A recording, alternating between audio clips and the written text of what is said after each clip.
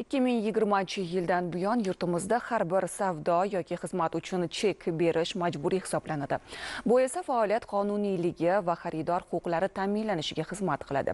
Shunday bo'lsa-da, chek berilmaslik holatlari hamon uchrab turibdi. Soliq qo'mitasiga faqatgina ushbu masalada 33 mingga yaqin murojaat kelib tushgan. Mavzuga oid batafsil ma'lumot navbatdagi lavhamizda.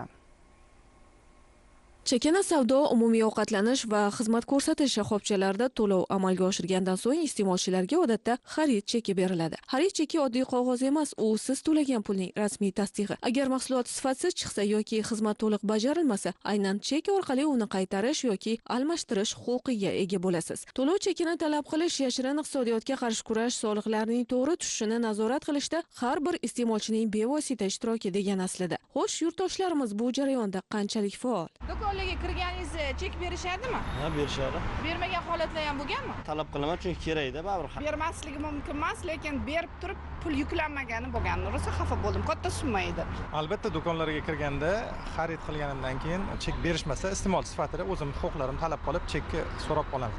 Bir tomondan o'sha cashbackdan foydalanish uchun olamiz. Xarid qilingan tovar agarda sifatsiz bo'ladigan bo'lsa, do'konga qaytarish uchun chek kerak bo'ladi. Aytish joizki, nazorat kassa texnikasini qo'llamasdan savdoni amalga oshirish yoki xaridorga chek bermasdan tovarlarni realizatsiya qilish soliq huquqbuzarligi sanaladi va belgilangan tartibda javobgarlikka tortishga asos bo'ladi. Soliq kodeksining 221-moddasiga ko'ra, yuqorida qayd etilgan holatlar yoki hisob-kitob terminallari orqali to'lovlarni qabul qilishni rad etganlik 5 million so'm miqdorida. Soliq organlarida ro'yxatga olinmagan nazorat kassa texnikasini qo'llagan holda savdoni amalga oshirganlik yoki xizmat ko'rsatganlik uchun esa 7 million so'm miqdorida. Boshqa shaxslar nomiga rasmiylashtirilgan hisob-kitob terminallaridan soliq to'lovchi tomonidan foydalanilishi, texnik talablarga muvofiq bo'lmagan yoki xizmat ko'rsatish dasturi buzilgan nazorat kassa texnikalaridan foydalanganlik esa 20 million so'm miqdorida jarima solishga sabab bo'ladi. Soliq qo'mitasi ma'lumotlariga ko'ra, joriy yilning o'tgan 4 oyda birgina xarid cheki bermaslik holatlari yuzasidan 33 mingga yaqin murojaat kelib tushgan. Bugungi kunda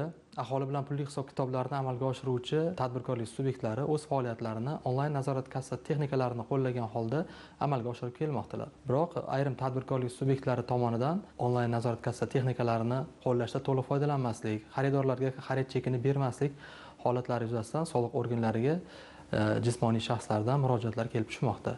Ushbu holatlarni kelgusida takrorlanishini oldini olish hamda bu borada iste'molchilarning huquqlarini himoya qilish maqsadida joriy yil muhtaram prezidentimizning 27-fevraldagi qarorlariga asosan soliq inspektorlariga o'z hududlarida yoki o'zlarining biriktirgan korxonalarida 4 turdagi huquqbuzarliklarni, jumladan onlayn nazorat kassa texnikalari hamda hisob-kitob terminallaridan foydalanish qoidalarini buzish holatlari bo'yicha dastlab ogohlantirish berish hamda holat 3 kunda bartaraf etilmaganda yoki takroran aniqlanganda sayyor soliq tekshiruvlarini o'tkazish vakolati berildi. Bundan ko'zlangan asosiy maqsad o'sha hududdagi tadbirkorlik subyektlarida soliq tekshiruvlarini tashkil etish emas, ularda sodir etilishi mumkin bo'lgan huquqbuzarliklarni oldini olish, ya'ni huquqbuzarliklarni profilaktikasini o'tkazish bo'lib hisoblanadi.